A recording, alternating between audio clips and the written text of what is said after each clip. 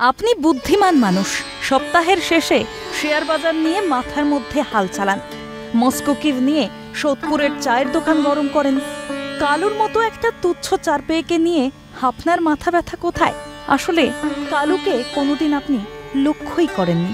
আপনি যখন আপনার পরিবার নিয়ে বাইরে যেতেন, যে সারমেয়টি আপনাকে দেখে লেজ নেড়ে অভিবাদন করত, সেই কালু। কুচকুচে কালো গায়ের রং, চোখ দুটি পুতির মতো জলজল করত। 19 বছর বয়সে এসে মারা গেছে সে। সেই কালুর শ্রাদ্ধ হলো সামাজিক প্রথা মেনে। উপস্থিত ছিলেন কিছু পশুপ্রেমী মানুষ।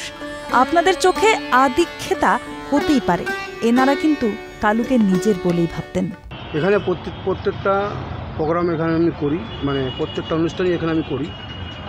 আর এর 19 বছর বয়স, আমি যখন বেলগাছিয়াতে ডাক্তার দেখাতে নিয়ে গেছিলাম, 19 বছর বয়স মানে মানুষ হিসেবে 95 বছর বয়স, সে দেহ ত্যাগ করে দিয়েছে।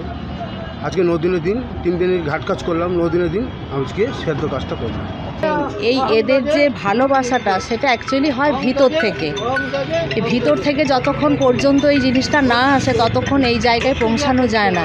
কারণ আমরা মানুষও যেভাবে করতো, সেটা অনেকেই লোক দেখানো করতো, অনেকে ভিতর থেকে করতো। তো টোটালি এই যে অ্যানিম্যালদের যেটা করা, সেটা কিন্তু টোটালি বলবো ভিতর থেকে করা। কারণ মানুষেরটা তো লোক দেখানোর বিষয় থাকে, লোকে কি বলবে, বাবার সাধ্য করতে হবে, সেটা করে। কিন্তু এদেরটা টোটালি ভিতর থেকে। এখানে আর বলার কিচ্ছু নেই। সমাজ এগোচ্ছে, বৃদ্ধাশ্রমেও আজ এসি বসেছে। বিভিন্ন মঠ কিংবা আশ্রমে মূল্য দিলে বাবা মায়ের শ্রাদ্ধ সম্পূর্ণ হয়ে যায়। কালুর ভাগ্যটা অন্তত সেক্ষেত্রে ভালো ছিল। কিছু মানুষ তো ভেবেছে তার জন্য। ছবিতে কালুর চোখটা এখনো চকচক করছে। এই ভালোবাসাটাই তো ছিল কালুর গোটা জীবনের উপার্জন। শান্তনু আচার্যের রিপোর্ট, ক্যালকাটা টেলিভিশন নেটওয়ার্ক।